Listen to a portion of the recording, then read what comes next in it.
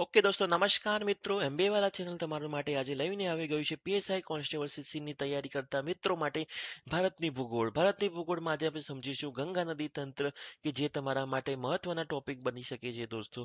ગંગા નદી તંત્ર આજે મહત્વની એની જે ગંગા નદીના અલગ અલગ નામ દર્શાવવામાં આવી રહ્યા છે, જેના સાથે સાથે ભાગીરથી કયા નામથી ઓળખાય છે, અલકનંદા કયા સ્થળેથી ઓળખાય છે, એના સાથે સાથે પદ્મા રિવર્સ કયા નામે ઓળખાય છે, આ બધી જ માહિતીની સાથે સાથે આજે આપણે સમજ્યું સરસ 5 થી 10 મિનિટમાં તમને સમજ્યું ગંગાની સહાયક નદીઓ, ગંગા નદીના તંત્ર વિશે પૂરેપૂરી માહિતી દોસ્તો.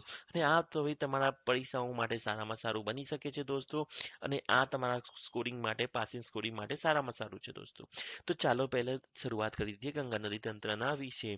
તો દોસ્તો, તમે જોઈ શકો છો ગંગા નદી તંત્ર જે ભારતનું તો વિશાળમાં મોટામાં મોટું નદી તંત્ર ગણવામાં આવી રહ્યું છે દોસ્તો. અને તમને બી ખબર છે કે આજે આપણે આ શીખવા જઈ રહ્યા છીએ ગંગા નદી તંત્ર વિશે, કે જ્યાં તમે જોઈ શકશો કે અહીંયા ચંબલથી લઈને સોન નદી ક્યાં મળે છે અને ગંગાના નદી તંત્રમાં કઈ રીતના એ લોકો મર્જ થાય છે દોસ્તો.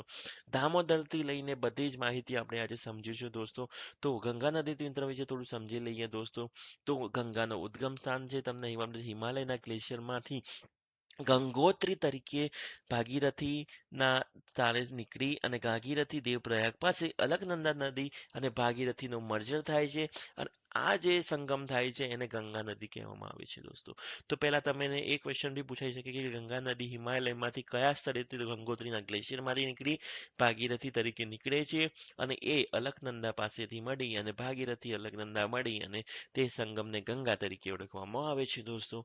હવે તમને એમ થશે કે વહેણ અને લંબાઈ કેટલી હોય છે, તો 5,525 કિલોમીટર દોસ્તો.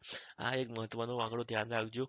કયા કયા સ્ટેટમાં? ઉત્તરાખંડ, ઉત્તર પ્રદેશ, બિહાર અને પશ્ચિમ બંગાળ. ટોટલ 4 સ્ટેટમાંથી આ વહી અને આગળ જઈને તે બાંગ્લાદેશમાં જાય છે દોસ્તો. હવે આપણે સંગમ વિશે વાત કરીએ તો બાંગ્લાદેશમાં પ્રવેશી બંગાળની ખાડીઓમાં મળે છે અને ત્યાં વિશ્વનો સૌથી મોટો ડેલ્ટા એટલે સુંદરવનનો તે એક બનાવે છે. સુંદરવનનો ડેલ્ટા તમને બી ખબર છે, ભારતનો સૌથી મોટો ડેલ્ટા બનાવવામાં આવે છે દોસ્તો. આના પાછળનું રીઝન કયું છે? તો ગંગા જ છે દોસ્તો. આ બી યાદ રાખજો. હવે થોડું મહત્વની બીજી ભરતીની જે તમારી ભરતી વિશે કે જ્યાં તમને પૂછાઈ શકેલા ક્વેશ્ચનો છે, જેમાં તમે જોઈ શકો છો ઉત્તરાખંડમાંથી ઉદ્ગમ સ્થાન છે. ઉત્તર પ્રદેશમાં સૌથી લાંબો પ્રવાહ કયા સ્ટેટમાંથી છે? આ પ્રશ્ન પૂછાઈ શકે છે દોસ્તો. અગર તમે ગંગા નદી તંત્ર વિશે ભણ્યા તો શું ના ભણ્યા? ઉત્તર પ્રદેશમાં સૌથી લાંબો, આ તમને ખ્યાલ નહીં જ હોય દોસ્તો. સારામાં સારી મહત્વની ઇન્ફોર્મેશન આજે હું તમારા માટે બિહાર. હવે બિહારમાં શું છે? તો મેદાની પ્રદેશમાં પ્રવેશ ક્યાંથી? તો બિહારમાં મહત્વનો પ્રવાહ, મેદાનમાં સૌથી વધુ પ્રવાહ. હવે તમને ક્વેશ્ચન પૂછાય કે ગંગા નદીનો મેદાની પ્રવાહ સૌથી વધુ કયા સ્ટેટમાંથી છે? તો બિહાર જવાબ આવે દોસ્તો. પછી ઝારખંડમાં, તો ઝારખંડમાં એ નાના નાના જિલ્લાઓમાંથી પસાર થઈ અને પશ્ચિમ બંગાળમાં તે 2 ભાગમાં વહેંચાય છે. કયા સ્ટેટમાંથી 2 ભાગમાં ગંગા નદી વહેંચાય છે? તો એ છે પશ્ચિમ બંગાળ. અને પશ્ચિમ બંગાળમાં અહીંયા તમે જોઈ શકો છો કોલકાતા પાસેથી એ 2 ભાગમાં વહેંચાઈ અને એ અલગ અલગ નામથી ઓળખવામાં આવે છે દોસ્તો. હવે આપણે જોઈશું કે એની અલગ અલગ પરિસ્થિતિઓમાંથી એ પસાર થઈને કઈ કયા સ્થળોથી જાય છે દોસ્તો. હવે એનો બેસિન વિશે થોડું મહત્વનું, ભૂગોળમાં આ મહત્વનું ટોપિક છે દોસ્તો.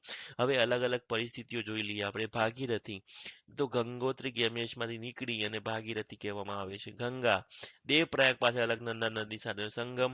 અને પદ્મા, જે બાંગ્લાદેશમાં જઈને નદીમાં પ્રવેશ કરે છે, જેને પદ્મા નામે ઓળખવામાં આવે છે દોસ્તો. તો પદ્મા નામ ક્યાં આપવામાં આવ્યું છે? તો દોસ્તો આ રહ્યું પદ્મા, જે બાંગ્લાદેશમાંથી પ્રવેશે છે. અને એ રિવર્સ મારીને મેઘના, જે મેઘના નામે ઓળખવામાં આવે છે, એ બી અહીંયા દર્શાવવામાં આવી રહ્યું છે બ્રહ્મપુત્ર નદીને. ઓકે, હવે અમે ઉદ્ગમ સ્થાન ને પહાડી પ્રવાહ વિશે થોડું સમજી લઈએ દોસ્તો. આ ટોપિક તમારા માટે મહત્વનો તો છે જ દોસ્તો. ગંગા નદીનો જે પહાડી વિસ્તાર છે, હવે તમારે અહીંયા એક બી ક્વેશ્ચન આવે છે કે ગંગા હરિદ્વાર પાસે પહાડો છોડીને મેદાનમાં પ્રવેશે છે. ગંગા નદી કયા સ્થળેથી એ પહાડોમાંથી છોડીને મેદાનમાં પ્રવેશે? તો હરિદ્વાર દોસ્તો. આ બી એક મહત્વનો ટોપિક છે. પછી જમણી બાજુએ ગંગા સહાયક નદીઓ, ડાબી બાજુએ ગંગા કોસી મુખ ત્રિકોણની વાત કરીએ અહીંયા તો 2 ભાગમાં છે. હુગલી, પદ્મા, જે 2 ભાગમાં વહેંચવામાં આવી રહી છે અને સુંદરવનનો ડેલ્ટા બનાવે છે દોસ્તો.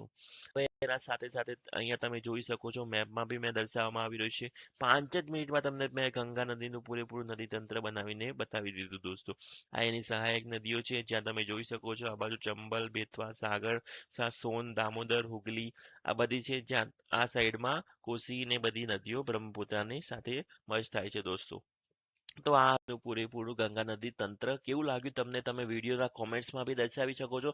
નવો વિડીયો આવી રીતના આપણે ભૂગોળનો બનાવવાનો હોય થતો હોય તો તમે અમને કોમેન્ટ્સમાં લખી શકો છો. અમને બી એક મોટિવેશન મળશે અને મારા માટે એક મોટિવેશન જરૂરી છે દોસ્તો. તો આવા જ મળીશું નવા વિડીયો સાથે. સબસ્ક્રાઇબ કરવાનું ભૂલશો નહીં દોસ્તો. ધન્યવાદ.